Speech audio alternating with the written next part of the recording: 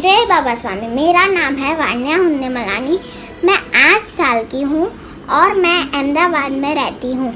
मेरा प्रश्न है कि अगर हमें आत्मा साक्षात्कार प्राप्त होए तो हमें कैसे पता चलता है? जय बाबा स्वामी।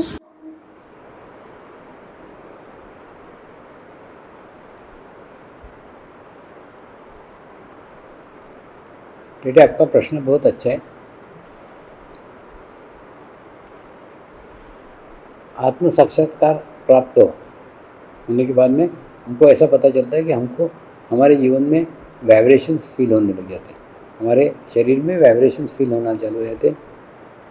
एक दूसरा, हमको ना शरीर का स्वास्थ्य लाभ होना चालू हो जाता है। यानी जो छोटे छोटे सर्दी खांसी वगैरह ऐसी बीमारियाँ होती हैं ना, वैसे बीमारियाँ होना कम हो जाती है। दूसरा, अपने विचारों की तीव्रता कम हो जाती है।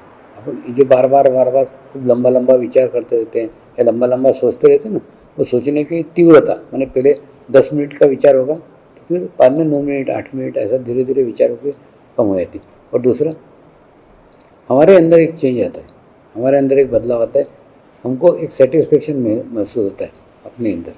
तो ये एक बातें हैं जो आत्म साक्षात्कार पाने के बाद में। लेकिन सिर्फ आत्म साक्षात्कार पाना सब कुछ नहीं है। जैसे मेडिकल कॉलेज में एडमिशन मिलना मतलब डॉक्टर हो गए क्या? नहीं, उसमें तो केवल एडमिशन मिला है, डॉक्टर तो फिर पढ़ाई करके होते हैं। वैसे आत्म साक्षात्कार अलग बात है और उसके बाद में प्रगति अलग बात है। तो आत्म साक्षात्कार मिलने के बाद में हमको ही नियमित ध्यान करके, नियमित मेडिटेशन करके अपनी प्रगति करना पड़ती है। तो आत्म साक्षात्कार मिलना यानी केवल मेडिकल कॉलेज में एडमिशन मिलने जैसा है।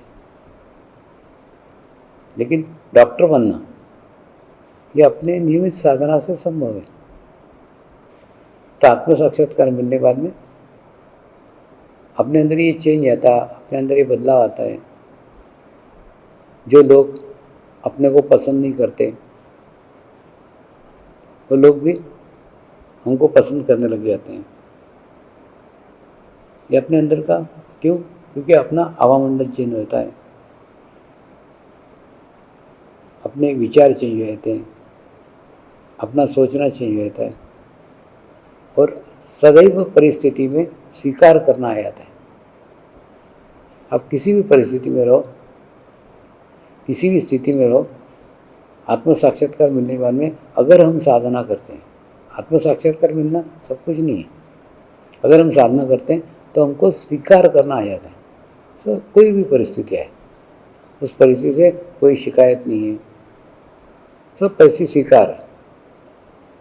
अच्छा मिला तो भी स्वीकार है, बुरा मिला तो भी स्वीकार है, सक्सेस मिली तो भी स्वीकार है, हार मिली तो भी स्वीकार है। यानी सब चीज़ों को स्वीकार करना। और दूसरा, जीवन में एक पॉजिटिव दृष्टिकोण आता है कि जो कुछ हुआ है वो मेरे भले के लिए ही हुआ है, वो मेरे अच्छे के लिए ही हुआ है।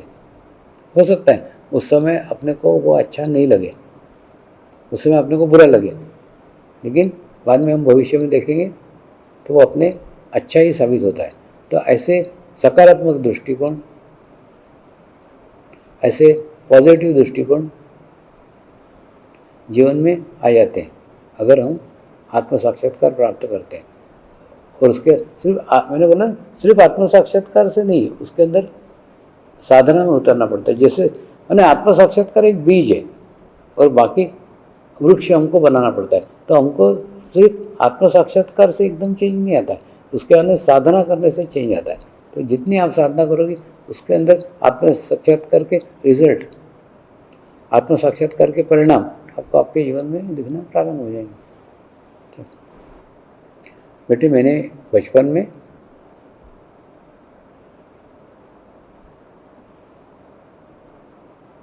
भक्त प्रहलाद की, भक्त ध्रुव की कहानी पढ़ी थी।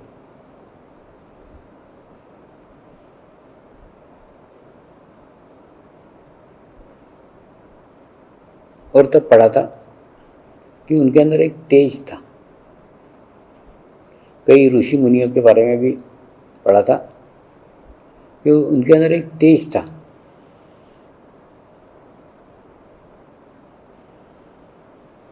मैं समझता था तेज यानी जैसे अपन नहा धो करके आते कि नहीं, थोड़े गाल अपने चमकते हैं तो तेज है। तेज वो नहीं है। तेज यानी एक प्रकार का आकर्षण। तो जैसे जैसे हमारे आध्यात्मिक प्रगति होती है ना, हमारी आध्यात्मिक प्रोग्रेस होती है, तो वैसे वैसे हमारे अंदर का आकर्षण बढ़ने लग जाता है। यानी जो लोग अपने को पसंद नहीं करते वो लोग भी अपने को पसंद करने लग जाते हैं। ये अपने को अनुभव होता है कि अपना आकर्षण बढ़ रहा है, लोग अपने तरफ आकर्षित हो रहे हैं। एक दूसरा, आध्यात्मिक प्रगति अपनी हो रही है, ये अपने को कम दूसरों को ज़्यादा पता चलता है। मेरा ही एक निजी अनुभव है कि मेरे को भी ओरा के बारे में कोई नॉलेज नहीं था, ओरा के बारे में कोई ज्ञान नहीं था, और ओरा निर्माण हो गया तो भी ओरा के बारे में नॉलेज नहीं था। एक बार नागपुर के अंदर मैं प्रवचन दे रहा था, और प्रवचन दे रहा था तो मेरी छाया, मेरी शैडो पीछे की दीवार के ऊपर दिख रही थी, और उसके बाद में मेरे शरीर के आसपास एकदम एक मिल्की लाइट, जैसे चंद्रमा का लाइट रहता है ना, वैसा हल्का हल्का हल्का लाइट पूरे शरीर के आसपास दिख रहा था।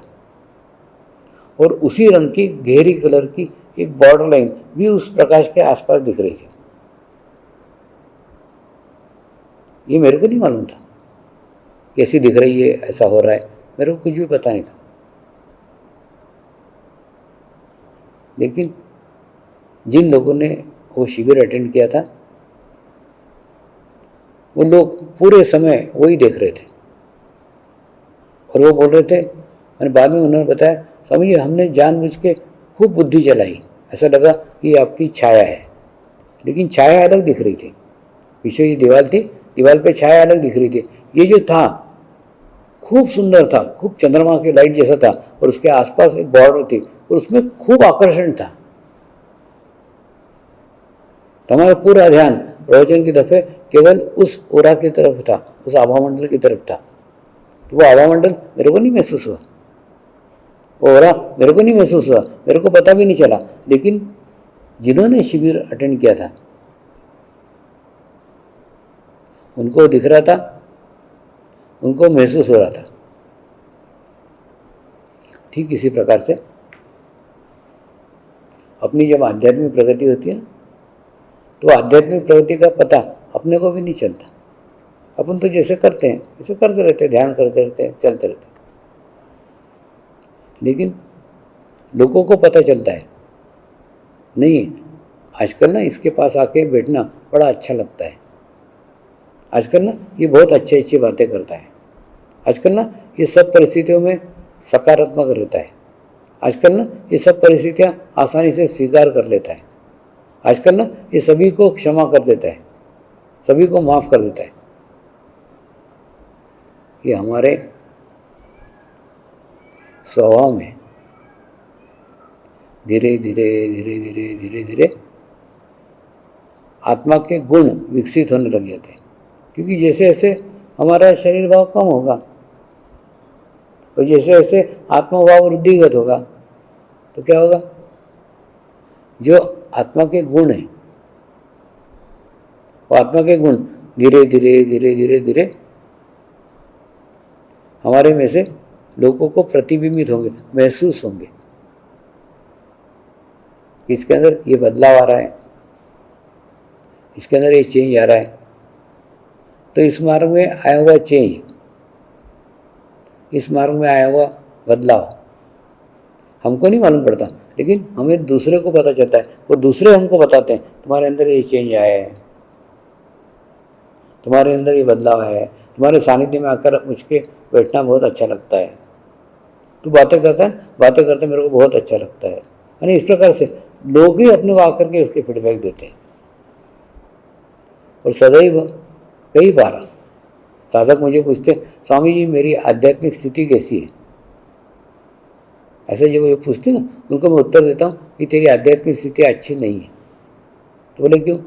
मैंने बोला आध्यात्मिक स्थिति कैसी है ये पूछने की भी तेरी स्थिति क्यों है? वास्तव में ना आध्यात्मिक स्थिति वह स्थिति है जहाँ जाकर के शरीर भाव पूर्णतः समाप्त हो जाता है। जानना, बोलना, पहचानना, देखना, सब प्रक्रिया शरीर की है, ये सब बंद हो जाती है।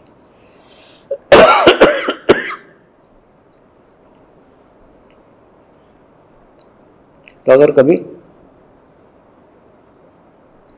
अपने मन में प्रश्न है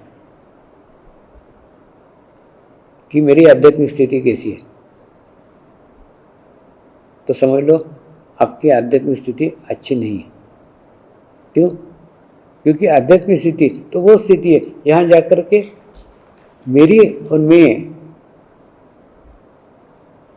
यही समाप्त हो जाता है। तो जहाँ मैं का विलय होता है वहीं आत्मा प्रकट होता है, आत्मा का जन्म होता है। और उसमें वो आध्यात्मिक स्थिति को नहीं देखता, लोग उसके आध्यात्मिक स्थिति को देखते हैं। इसलिए आध्यात्मिक स्थिति आपकी कैसी है, कैसा महसूस होगा, ये सब छोड़ दो। ये सब बाहरी लोग आपको बताएंगे क्या चेंज आ रहा है, क्या बदलाव हो रहा है। और आप कोई अपेक्षा से इस मार्ग में मत आओ, कोई एक्सपेक्टेशन से मत आओ। जैसे फुटबॉल का मैच देखना शौक है ना, ठीक उसी प्रकार से आप किस मार्ग में केवल शौक के लिए आओ कि ध्यान करना आपका शौक है, एक अच्छा शौक आपने लगाया कि नियमित ध्यान करना, तो आप देखोगे जीवन में सब कुछ स्थिति प्राप्त हो जाएगी। मेरा आशीर्वाद है। खुश रहो।